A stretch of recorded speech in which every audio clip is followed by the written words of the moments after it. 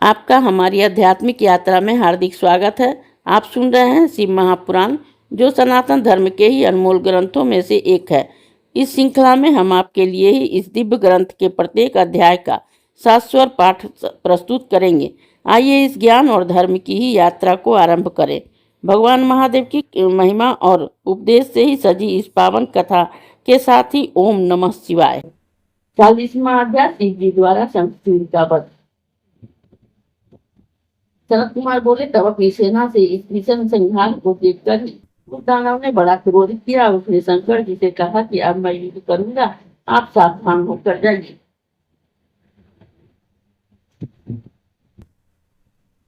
ऐसा कहकर उस दैत्य ने महादेव पर अनेक अस्त्रों का प्रहार किया। मेघवत बाण बरसाने लगा, फिर अदृश्य हो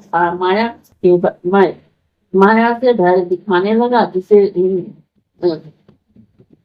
जिसे देवताओं में से कोई भी न समझ सका। परंतु उसकी कुछ भी परवाह न कर शंकर जी उस पर दिव्य प्रहार करने लगे। इससे तत्क्षण ही उसकी माया नष्ट हो गई और वे उस सब दिव्य अस्त्र इसलिए हो गया। महाबली महेश्वर ने उनके लिए अपना वस्तु उठा लिया, जिसका करना तेजस्वी के लिए भी कठिन था। फिर तो उनकी जमनी आकाशवाणी हुई कि हे महेश्वर, अभी उस सूर्य को इस पर मत चलाओ। आप जैसे सामर्थ्य के लिए शंखचूड़ को मारना क्या कठिन है। इस प्रतापी अस्त्र को इस पर क्यों चलाते हो। आप वेद मर्यादा का नाश न करें। जब तक इसके पास विष्णु का उत्तम कवच और उसकी पतिव्रता स्त्री है, तब तक इसको न तो जरा है और न मृत्यु। इस प्रकार उस आकाशवाणी से सुनकर ही शिव जी ने वो शाही किया कि इस सूर्य को रोक रखा। फिर तो शिव जी की इच्छा से सूर्य विष्णु वहां आ गए। उन्होंने ब्राह्मण का वेश धारण कर शंखचूड़ से भेंट कर भिक्षा मांगी। शंखचूड़ ने पूछा कि क्या चाहिए। इस पर उस वृद्ध ने कहा कि मैं इस प्रकार नहीं मांगूंगा, पहले अपना आप प्रतिज्ञा कीजिए। शंखचूड़ ने प्रतिज्ञा की। ब्राह्मण ने कहा कि मैं आपका कवच चाहता हूँ। दानादार ने प्राणों से भी प्यारा कवच प्रतिमा को दे दिया।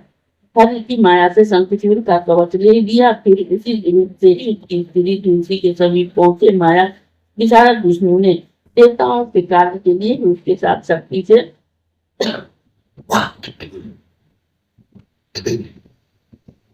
विहार किया। फिर जो शिव जी को अवसर मिला और उन्होंने ही विजय नामक एक प्रज्वलित सूर्य उठाकर शंखचूड़ पर चला दिया। उस सूर्य ने ही उसका प्रभाव संहार कर दिया। आकाश में बिजली बजने लगी, गंधर्व किन्नर गाने और अप्सराएं नृत्य करने लगी।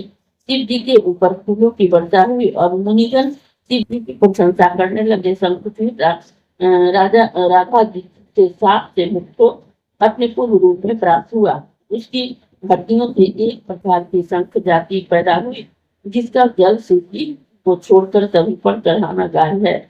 विशेषतः विष्णु और लक्ष्मी को तो शंख का जल बहुत प्रिय है। पश्चात उमा सहित नंदेश्वर पर चढ़कर की अस्कंद और गणों सहित शिव जी अपने लोक को गए और अन्य देवता और स्वस्थता को प्राप्त हुए। अब सबको निर्विघ्नता प्राप्त हुई। आकाश निर्मल हो गया और पृथ्वी की मंगला हो गई। शंकर जी का यह सुखदायक चरित्र सबको रखने वाला है, लक्ष्मी देने वाला है, सब कामनाओं को पूर्ण करने वाला। जो कोई शंकर जी के इस चरित्र से नित्य श्रवण करता, पढ़ता और पढ़ाता है, वह धन्य धान पुत्र और सब सुखों को प्राप्त करता है। यह अतुल अख्यान सब पुत्रों का नाशक और परम ज्ञान उत्पादक है। शिव भक्ति को बढ़ाने वाला ब्राह्मण ब्रह्मादेव क्षत्रिय युद्ध विजयी वैश्यधनी और श्रेष्ठ होता है। इस अध्याय के श्रवण हेतु आपका हृदय से धन्यवाद। हम आशा करते हैं कि शिव महापुराण की यह दिव्य कथा आपको आध्यात्मिक शांति और गहन ज्ञान प्रदान कर रही होगी। कृपया अगले अध्याय के लिए हमारे साथ जुड़े रहें और अपने सुझाव एवं भावनाएं कमेंट के माध्यम से अवश्य साझा करें।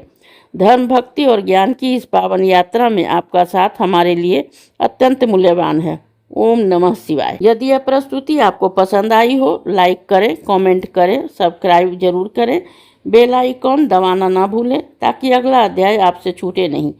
और इस पावन ज्ञान को ही शेयर करें अपने परिवार और मित्रों तक।